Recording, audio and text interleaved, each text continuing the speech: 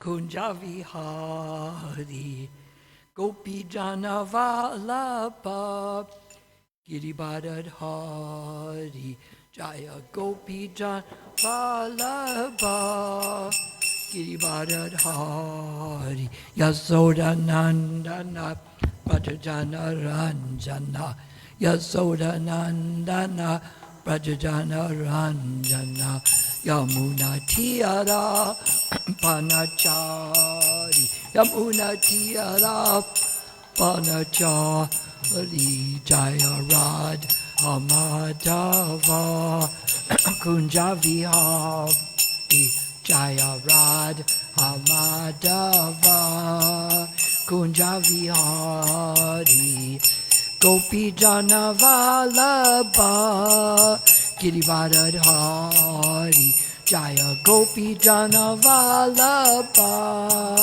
Girivardhan Hari, Yasoda Nandana, Brajajana Ranjana, Yasoda Nandana, Brajajana Ranjana, Yamuna Tiara, Panachari, Yamuna Tiara, Panachari, Jaya Rad, Amadava, Kunja Vihari, Jaya Rad, Amadava, Kunja Vihari, Gopi Jana Vallabha, Girivardhan Hari, Jaya Gopi Jana Vallabha, Girivardhan Hari, Yasoda Nandana, Brajajana Ranjana, Yasoda Nandana, Brajajana Ranjana, Yamuna Tiara, Banachari, Yamuna Tiara,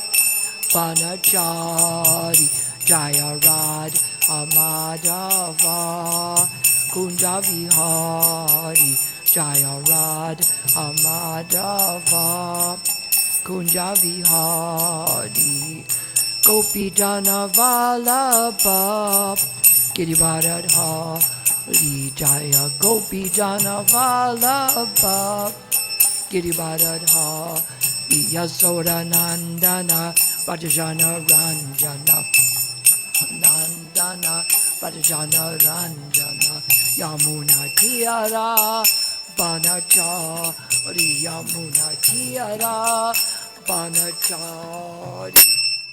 Jai Om Vishnu Pad Paramahansa Paribajakacharya, Austerity at the Sri Sriman, His Divine Grace, Srila A.C. Bhaktivedanta Swami Prabhupada Ki, Anand Gaudiya Vaishnavini Ki, Namacharya Srila Haridas Thakur Ki, Prem Shri Krishna Chaitanya Prabhu Nityananda, Sri Advaita Gadadhar, Srivas Adi Gaur Bhaktivinoda Ki, Sri Sri Radha Radhanath Ki, Durban Yatra Ki, Srila Prabhupada's Pastimes Ki, His Divine Grace A.C. Bhaktivedanta Swami Srila Prabhupada Ki. All glories to the assembled devotees. All glories to the assembled devotees. All glories to Sri Guru and Sri Gauranga. So we will be reading today from the Transcendental Diary of Srila Prabhupada, written by Hari Sori.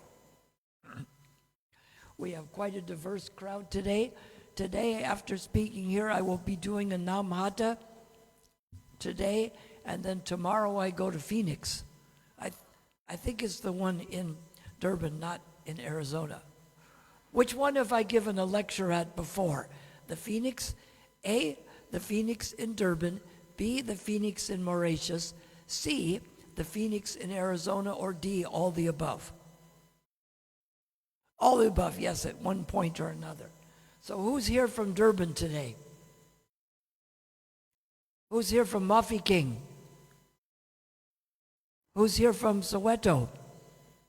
Peter Maritzburg? Laguna Beach, California? Krishna Loka? Okay.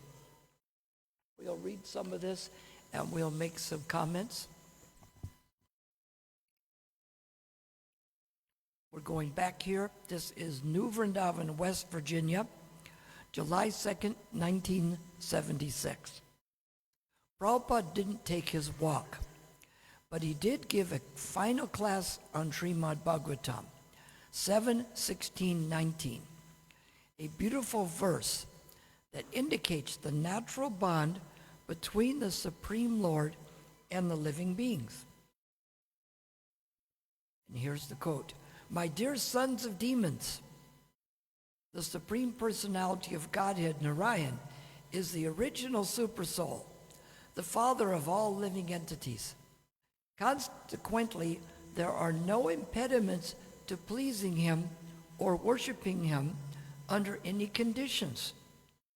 Whether one be a child, an old man, the relationship between the living entities and the Supreme Personality of Godhead is always a fact, and therefore there is no difficulty in pleasing the Lord." Srila Prabhupada stated that our relationship with the Lord is the most natural thing, even though it may appear that we are separated from him. He said, actually we are not. He is so kind, he is residing within our hearts, just waiting for the moment when we will turn to him. Prabhupada described the ease with which we can worship Krishna and develop our relationship with him through the simple process of hearing.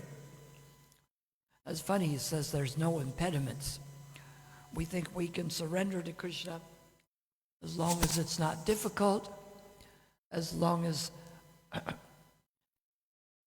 there's no difficulties, as long as it's convenient.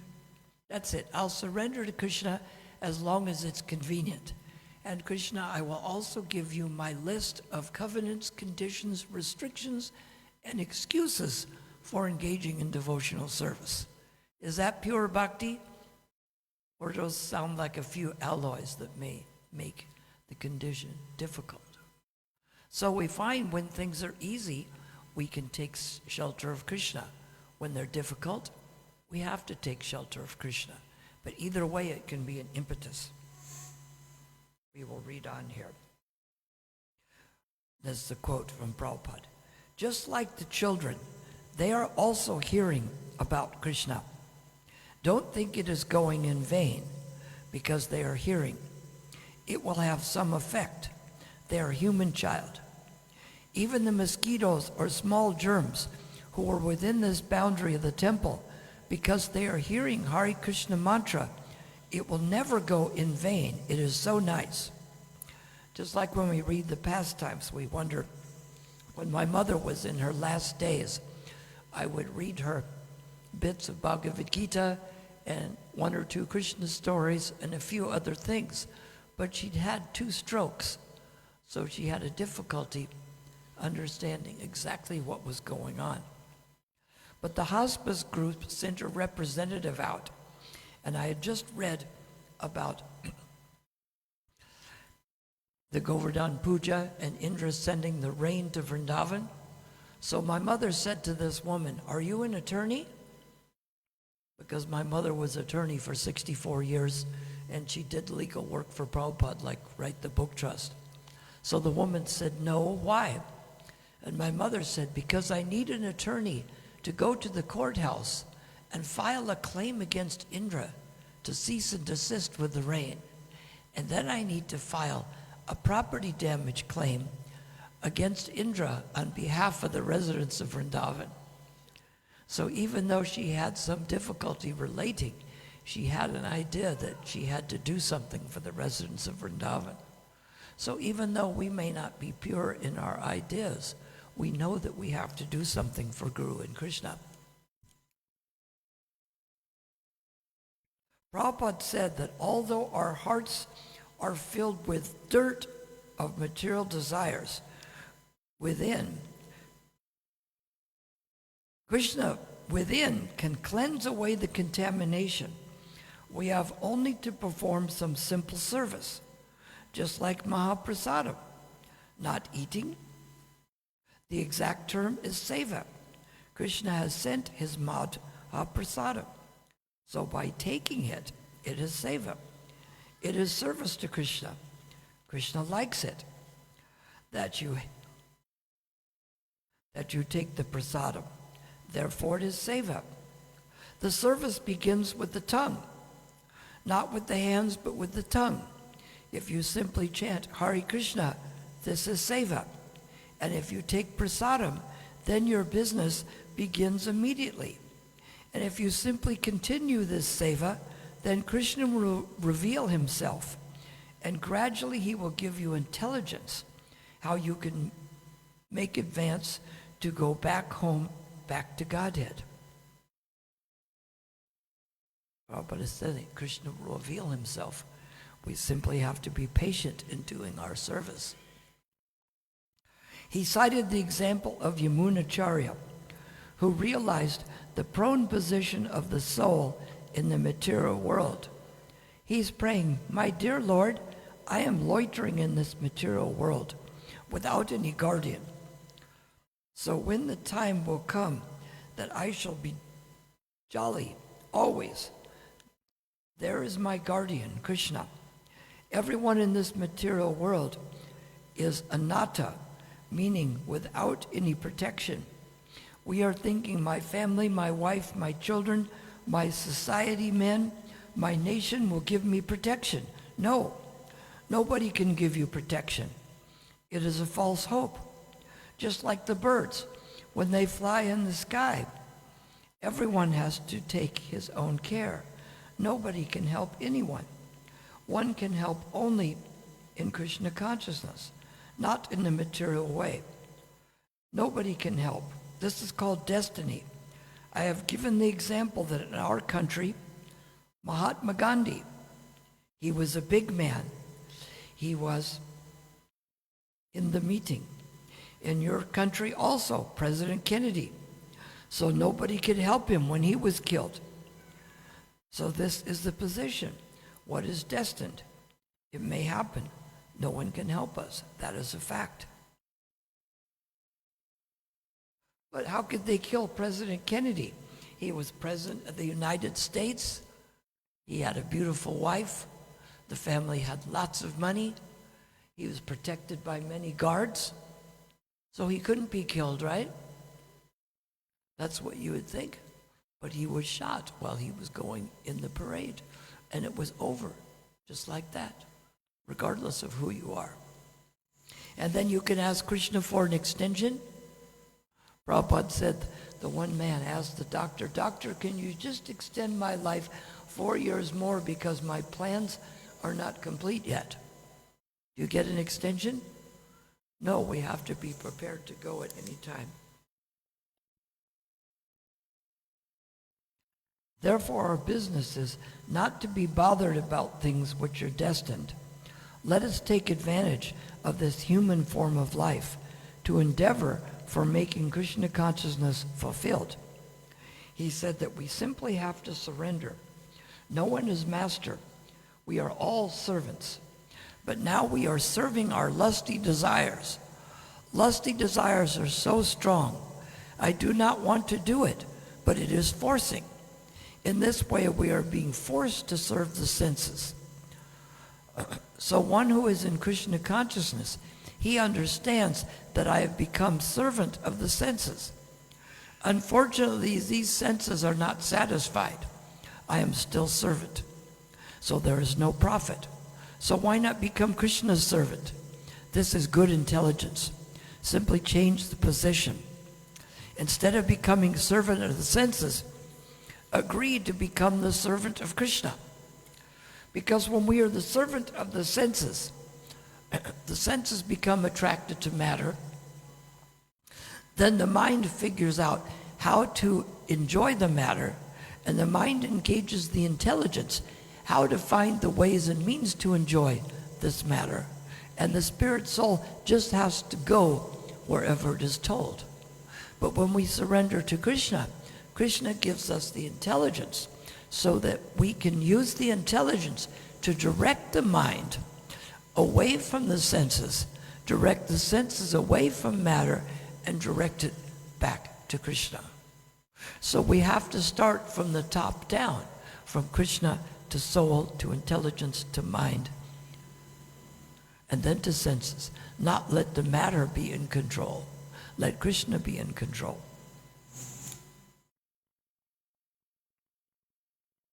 It is pointless, he said, to serve anyone other than Krishna, because no one will be grateful. We have got the experience that Mahatma Gandhi, he served his whole life. Still, he was killed by his countrymen. So you may go on giving service in the material world, but nobody will be satisfied. So this service is useless. Turn to the service of Krishna. When? Immediately. If I am trained up to become a faithful servant, just become a faithful servant of Krishna, and then your business is complete. There is no question of learning, much endeavor. We are already accustomed to give service. Simply turn it towards Krishna, and your life is successful. Thank you very much. The devotees held one last rousing kirtan, the Gurukul boys dancing with delight in front, and Srila Prabhupada gave everyone the opportunity to render some more service by passing out cookies. After a quiet day, Srila Prabhupada was driven in the late afternoon to the Pittsburgh airport to embark on the next stage of his tour. Before we left, we brought Vanadas, the owner of the house, in for a brief darshan with Srila Prabhupada. To his credit, he was reluctant to come before his spiritual master because he had not been following the principles for quite some time. Prabhupada appreciated his embarrassment and also his willingness to make his house available for his stay. He thanked him and gave him a garland and a few words of encouragement. We should realize that the spiritual master is our ever well-wisher, and we always have to do some improvement in our spiritual life, but it doesn't mean that we stop serving or come before the spiritual master. The devotees gave Prabhupada a worthy send-off, not at the house, but outside the temple. They gathered in the middle of the road and showered flowers as the car slowed to a halt, one stepping forward and offering him a beautiful cake, and another devotee presented him with a check. Kirtanananda Swami, who did not travel with us, gave him several $1,000 dakshi. Then, to loud cries of Jai Srila Prabhupada, we pulled away to drive to Pittsburgh. We arrived at the airport without incident, departing for Washington, D.C. at 8:05 p.m. A 2-hour flight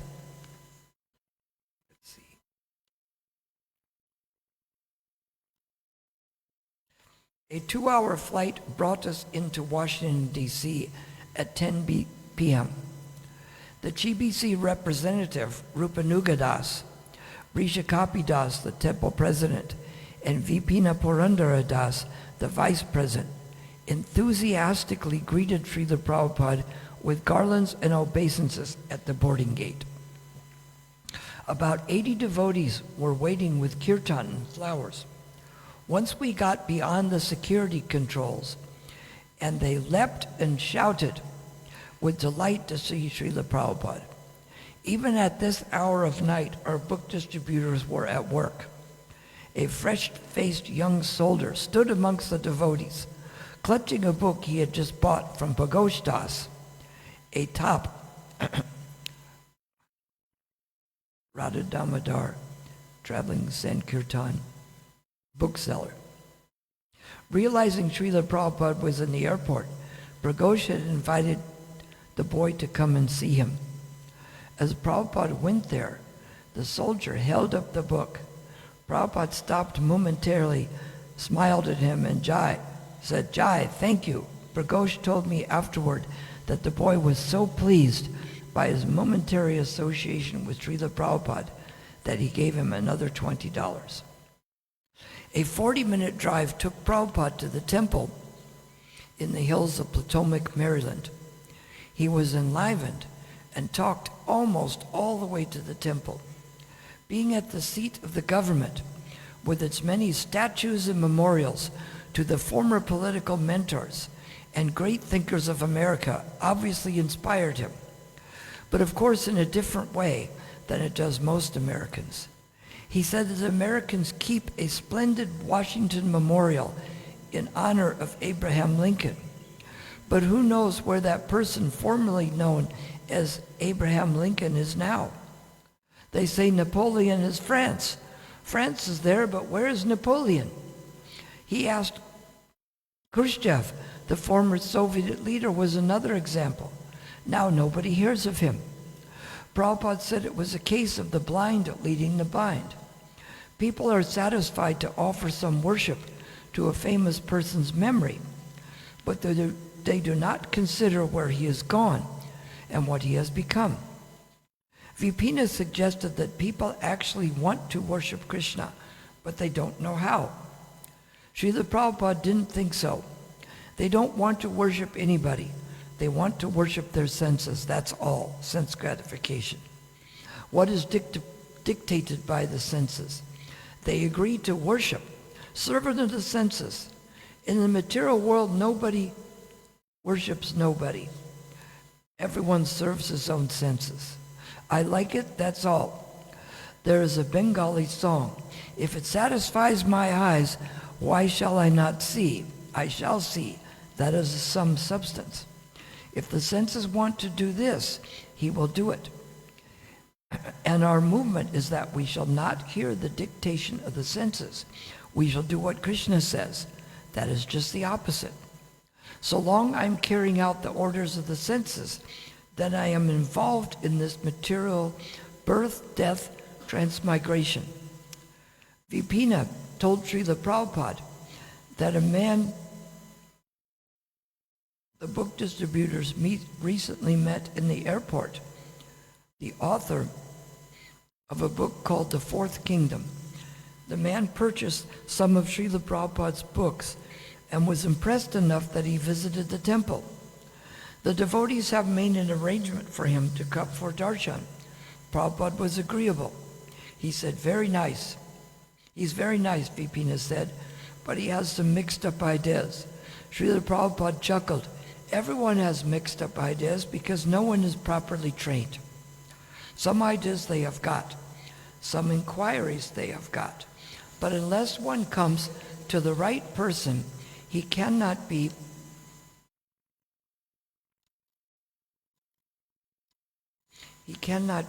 enlightened. Therefore, one must approach the proper guru. Rupanuga said the problem was that everyone has accepted the wrong authority. Yes, Srila Prabhupada said, because he's misguided by sense gratification. So even he approaches a guru. If the guru cannot satisfy his senses, he doesn't like, because he's under the subjugation of the senses. He expects that guru will satisfy his senses. Then he is guru. If guru says something against his sense gratification, he is not guru. Guru also must be a person who can satisfy your senses. Vipina said, after he took those books home and he read them, he wrote us a letter and he said that he thought you are a very intelligent man and would like to speak to you. So we'll see. Maybe he can hear. Prabhupada laughed. Yes, we are speaking something not of this world, but we are pointing out the defects of this world. This world means the world of sense gratification. Brishakapi said, Karmi's acts, what is the matter with sense gratification? I like sense gratification. It is very good. Very good, Srila Prabhupada said.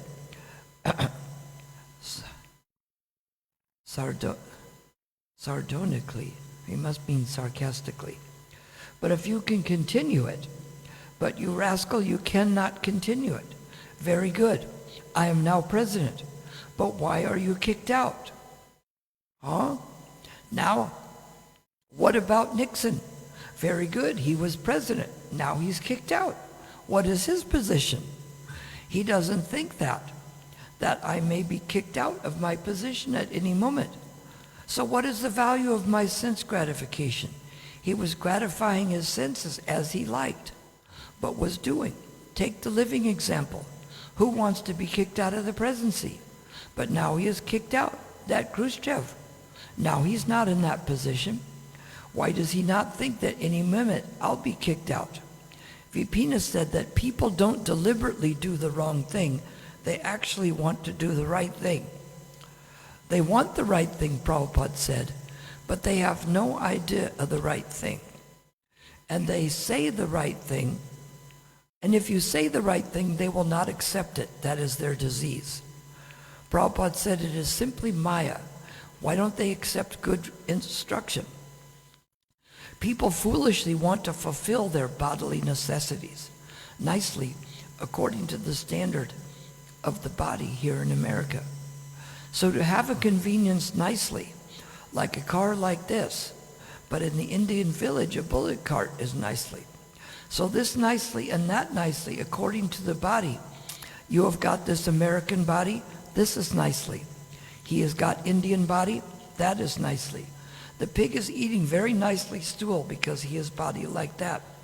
A human being will not take that. But the pleasure of eating stool or rasgula, the same?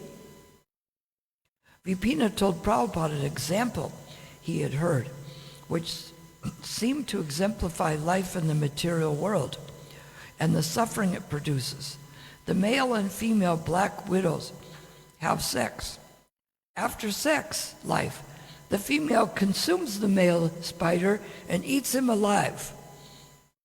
Hate it when that happens, right? Srila Prabhupada laughed. So we are now also killing by and she kills immediately. That is a difference.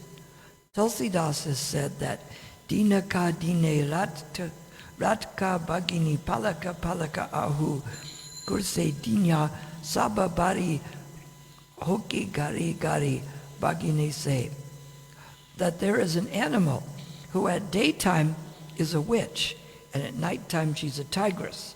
So her only business is to suck blood. But people are so mad that everyone is keeping that tigress. Every home there is a tigress like that. That's their wife, I said. Srila Prabhupada continued laughing. At daytime witch, nighttime tigress. This is her picture. But people know it, and still they keep one tigress at home. So that lady spider and the Lord spider, that is a difference. But here gradually they are immediately, that is a difference. Process is the same. He described the self-defeat of sex indulgence. People want to enjoy sex by seminal discharge. And what is this? His blood. By 40 drops of blood, 1 drop of semen is created. So 1 ounce of semen discharge means 40 ounces of blood sucked. This is a fact. So he is enjoying his own blood and he's thinking, I am enjoying. Therefore he's compared with the camel. The camel eats thorny twigs. And the thorns prick the tongue and blood comes out. So after a twig is mixed with blood, it becomes tasty. And he thinks thorn is very nice. So thorn is nice. Nice is his blood, own blood. But he, because he's animal, he's thinking it is very nice. In speaking about the entrapment of sex life, Srila Prabhupada wasn't just referring to the living beings on this planet. He briefly mentioned the story from the 8th canto of Srimad Bhagavatam. In the heavenly planets, the woman is described that during summer the body is very cool of the woman. During winter the body is warm. That is the nature of the woman in heavenly planets. And their breast is very, very tight and strongly built. And their youthfulness never diminishes. These are the descriptions of the heavenly women. Bhagavat, everything is there. Mohini Murti began to play with the ball, and the description of the breast is there, an armpit. So she was playing, ball one hand, and one hand a bunch of hair would become loose. Immediately she was taking care. So with this beauty, Lord Shiva became mad. As soon as one sees the breast and this armpit of young woman, then he is finished. So what happens to us, Vipina asked. It is every man that this question, it is every man that is the position. This is the position. So long as we will be charmed by these things, we will have to take birth again and again. ISKCON, Potomac, Maryland, 10310 Oakland Road. The car pulled into our property and stopped outside a white bungalow that will be Srila Prabhupada's residence while he is here. He climbed out and the devotees led Srila Prabhupada into the moderately spacious but well-appointed residence. Off left of the entrance hallway is a bedroom with an attached bath. And to the right, 2 steps take one down into the sitting room. Below this, there is a small kitchen and a wide enclosed veranda. On the veranda around the back are several other rooms where Pushta Krishna Maharaj, Pradumya, and Rakshana Prabhus are staying. Prabhupada's sitting room has an air of country elegance. 3 walls are polished wood and paneling. The other has thick brick with a large fireplace. The large window made of multiple panes is framed with elegant drapes. Light fittings are brass and the doors are thick and solid.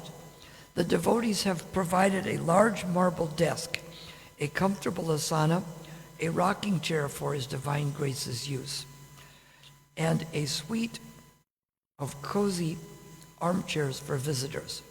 Prabhupada sat contentively at his desk and surveyed his surroundings as the devotees explained that ISKCON had only been in possession of this place for 4 months. The building had been quite run down when they first moved in, so everything had to be refitted, including doors, fixtures, and floor coverings. Brisha Kapi later told me that they had spent $40,000 to fix up the building. Prabhupada appreciated that a considerable sum has been spent and inquired about the purchase arrangement. Rupanuga said the total price was $650,000. It is being leased with an option to buy, and whatever rent they pay go towards the purchase price. Vipina gave a rundown on the cost. Right now it's about $2,500, and it will average that for 10 years. At the end of 10 years, it will drop to 22, 21, which is very good. It will be worth much more in 10 years, and the owner is responsible for any major malfunctions in any equipment on the property. We just had your water pump replaced for $600, and he had to pay because of our contract. Rupanuga felt that it was an exceptional arrangement, especially since there is no interest to pay. Srila Prabhupada appreciated the terms and told them they should purchase the place. He asked if they had taken a BBT loan, and when Rupanuga said they didn't need one, Prabhupada was happy. He said BBT money was needed for India. Depend on Krishna. Krishna will supply. Vipina eagerly said, Krishna is already doing that. What happened just about less than a month ago, some gentleman who was a Seventh-day Adventist, he became interested and started to call and come by and listen to the philosophy and even listen to your tapes. Then shortly after, he gave a donation of $5,000. We bought with it some chandeliers for Krishna's temple, for you to see tomorrow. Prabhupada raised his eyebrows slightly. $5,000? Don't misspend. Not anxious to earn Srila Prabhupada's displeasure, Vipina hastened to add that they had not spent it all on chandeliers, only a part, and Prabhupada didn't mention it again. With Srila Prabhupada comfortably ensconced, Narottam Das, who was also cooking in Detroit, when we were there, brought a large tray of fresh-cut fruit and some hot milk. Prabhupada began to eat and at the same time distribute Mahaprasadam to everyone in the room. The devotees gathered around, all eager to serve and please their spiritual master. As he basked in the warmth of their affection, grateful for their service, He said, I take America as my fatherland, India as my motherland, and here is the fatherland. His face softened, and with a gentle smile, and he spoke with fondness. So many fathers. My father was very affectionate to me. He would do everything. I lost one father. I have got so many fathers. Everyone appreciated that in India, that the American fathers are keeping him, just like keeping him in cotton. They admitted. Srila Prabhupada's mood was very touching. A father is taken as a provider. In fact, his divine grace is the one who is providing everything with us. Without him, we would have no life to speak of. And yet he is so gratified by even the smallest service. His humility and kindness simply expanded his greatness and bind us all completely with love. As does his humor, as he passed out some of the delicious rasgullas, Narottam Das asked, "Is there one for you, Srila Prabhupada?" Prabhupada laughed brightly. "Yes, I am not so fool that I shall give everything." We see Prabhupada's mood here, that even though he could take the thing seriously and casually at the same time, when they said that they were confused, Prabhupada says, yes, people are confused. He understood that, but he was prepared to try to help people understand. Just like when I was in Mumbai, Prabhupada got quarantined because they lost his shot card from Nairobi, and so I would stay in the parking lot of the quarantine hospital out in Andheri. And Shaima Sundar was reading the book. No, he was reading about different philosophers, and they were making the book called Dialectic Spiritualism. He was reading about the Greek philosophers, Socrates, Aristotle, Plato. And Prabhupada could very quickly decipher which things they had correct and which things they didn't. And this is something Prabhupada would always ask people. What is your philosophy? And then from that, he would explain what our philosophy is. But he would explain things like Prabhupada says, using the case. He would use it in the objective case, not the nominative case. In other words, he wouldn't say these particular people are rascals, but he would say which things constitute proper behavior and which things make someone a rascal, and then you can figure it out. He would present it because Prabhupada's command of the English language was very good. And we see Prabhupada asked about the purchase details. And we have to remember that Prabhupada knew business. Prabhupada had degrees in college, and Prabhupada was a pure devotee of the Lord who had the spiritual knowledge. So sometimes we may think we know so much, but if we think we know more than the spiritual master, we may be mistaken. And this can be a fall down for certain devotees. There was one devotee, we'll go back to the objective case, I won't mention the names, it's not important, but when my mother was writing the book trust, the one person in Los Angeles said everything should be centralized under one, all the bank accounts, everything should be centralized. And Prabhupada said, no, only the book trust should be centralized.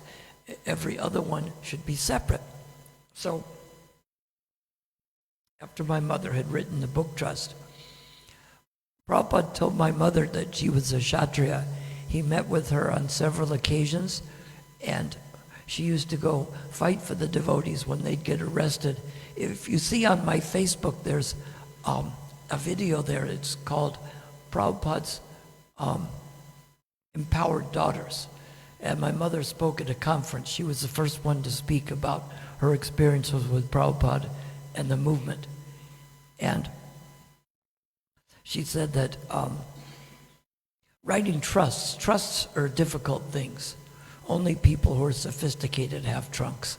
Nobody living in the informal settlement will have a trust. So she had clients that owned cities and that were in the community association where there's no house now for sale for less than 10 million. But she said that Prabhupada knew what he wanted more than anyone else and understood exactly why she was doing certain things in the book trust. He understood it more than anyone else. So this person who was there with Prabhupada left the movement, and he went to my mother and said, I left the movement because I thought Prabhupada was wrong about not wanting to centralize everything. And my mother said, no, that was the correct way to do it. You should listen to your spiritual master and to the attorney because they both know more than you do. So we should realize if the spiritual master is spiritually qualified and materially, and the other person is a lawyer, why do we think we have the grounds to disagree with them? Must just be our own false ego.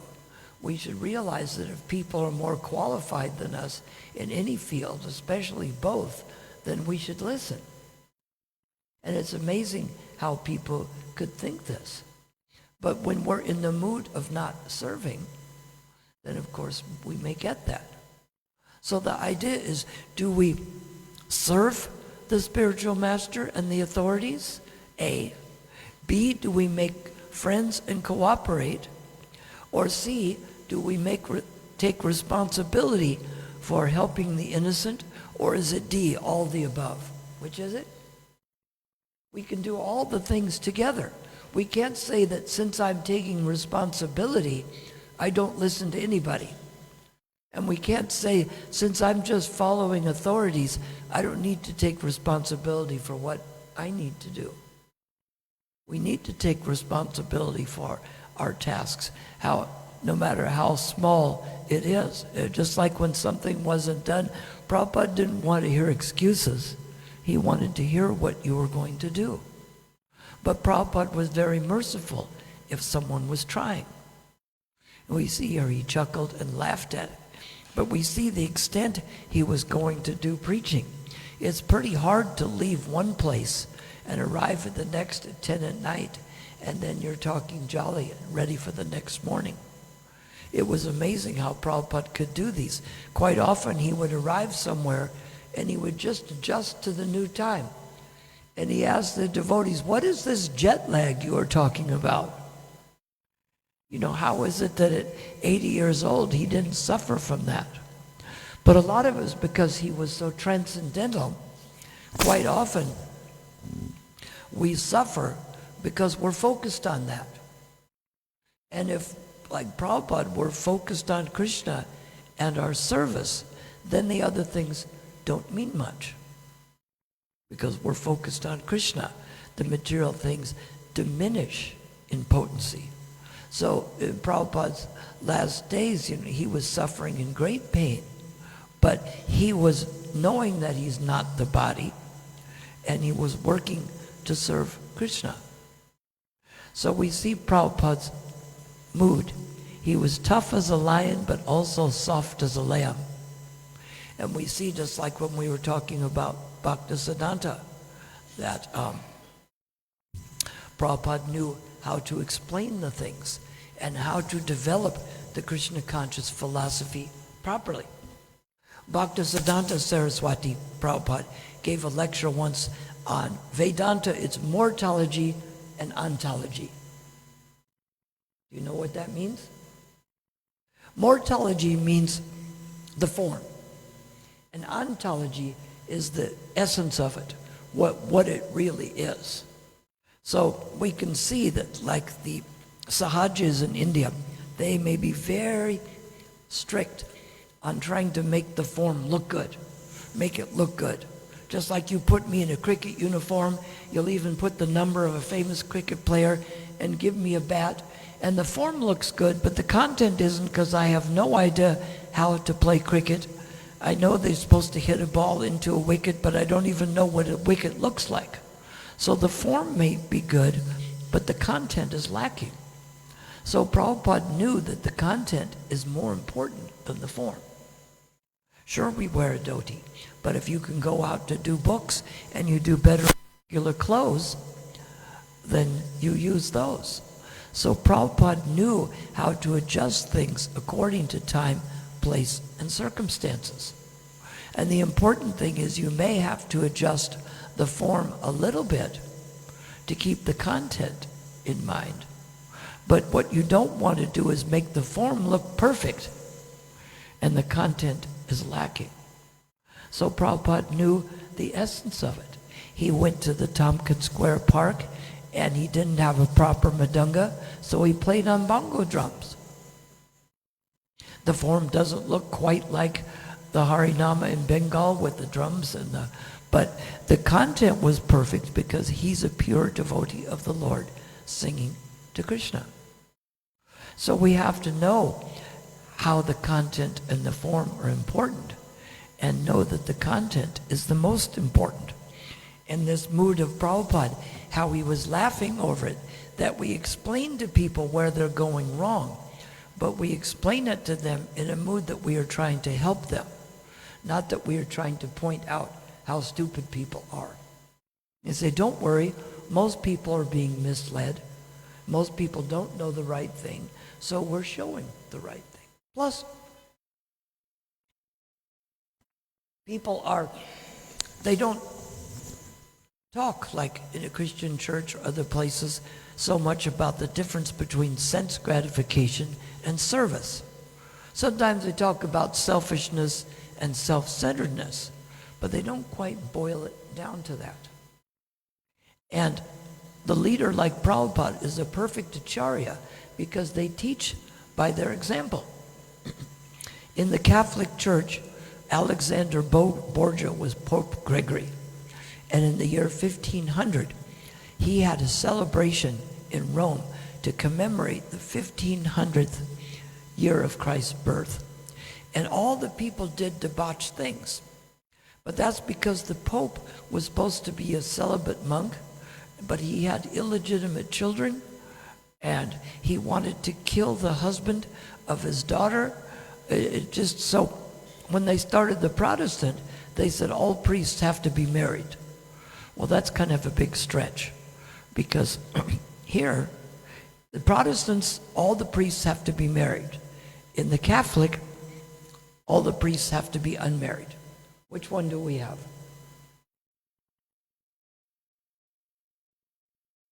We have all of it. The priest can be an unmarried brahmachari. They can become a householder and still be a priest. They can become a sannyasi and, of course, be a priest.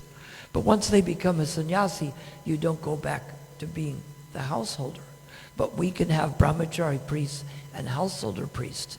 It's not that every single person who's preaching has to be either married or unmarried.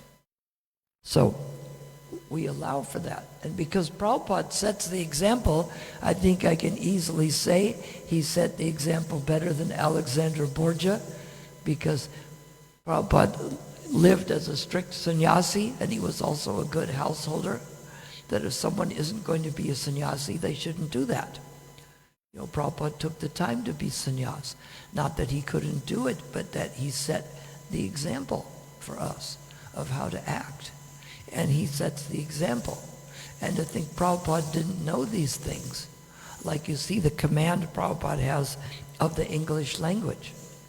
It was amazing how some people thought this. One person was trying to sue the book trust, and he also approached my mother, and he said, I wanted you to testify what kind of a mess that you and Prabhupada had made out of the book trust, and what Prabhupada really intended. She says, okay, I'm going to tell you 4 things. Said, number 1, there's no chance that Prabhupada made a mess out of the book trust, because he understood exactly what he wanted, and he understood all the legal terms and what was being explained in a book trust. Most people have no idea. They look at what does all this mean, because it's legal jargon. But I have the notes where my mother sent the original draft to Prabhupada, and in the margins he wrote questions. Most people have no idea to write a question on trust agreements. So then she said there was no chance that she'd made a mess of it, because she had been a trust attorney at the time for 27 years, and she'd only been sued once, and she beat that case. And she said, and number 3, once you have a document, you're not allowed to enter anything else into testimony. And number 4, you're not a trust attorney. Why are you even in this field? So it's amazing that people who are actually disciples of Prabhupada all of a sudden think that they have the authority to come along and say, when under so many cases, Prabhupada didn't make a mess out of it. Once you have a document, you can't testify something else. So we have to be responsible and we have to become knowledgeable, but we never think that we know more than the spiritual master. And if other devotees are better at us than something, as an example, I'm not threatened. There's so many devotees who come later, and they may be better at me at so many things. And I'm not threatened by that, except if they're an expert at knife fighting and they're chasing me with one, now I'm going to be threatened. But other than that, if they give a better class, if they do a better kirtan, or they can cook better than me, or they can explain things better, then I just try to emulate it and teach others. If someone knows more than us, we learn. If someone knows less than us, we teach them. We don't become envious of the people who do better and belittle the people who don't know as much. We use it as a learning process. And we realize that we show our love by how we fight with each other, A, B, how we do nothing, or C, how we cooperate with each other. Which one is it? See, we try to cooperate with each other. That's why if at a place, and let's say a temple is doing something a little bit differently than I would do it, but what they're doing is bona fide, and they're happy to do it, then rather than try to explain how maybe I would have done it differently, I encourage them to do it. Because they're happy about doing it, and it's bona fide. And it's much better to encourage and save the correction for things that really need to be corrected. You know, if they decide they want to serve chicken in the restaurant, then you need to speak up about that. But if other things they do are different, like holding festivals at a different time, or things may be different in different places. They say, why do you hold the Sunday feast here at 11? Some places in America don't start till 7. Why would you do it here? Why don't you do it like America? That's like saying, it's Christmas time, why aren't we riding a sled through the snow? Because things are different here. It's like in Laguna Beach, you know, there's a police blotter and it lists the crimes. And it said that dip, cream cheese, and chips had disappeared from someone's refrigerator, valued at $8. Would that make the crime blotter here? I don't think so, right? So there's no crime. People like to do things in the day and be home at night, so you have to hold it early. They even thought the 3 o'clock was a late time. So that's why things are not totally centralized. You think, should everything be centralized or nothing should be centralized? Actually, we have to hold both things in tension, because the philosophy and the governing body commission and the practices we do have to be centralized. But how you implement it in each place has to be localized. We find any business that's all centralized. There's one market like that in America, and the main office is in Cleveland, Ohio. So because it's cold, in the winter they overheat the one because it's all controlled, so much heat. In the winter it's overheated.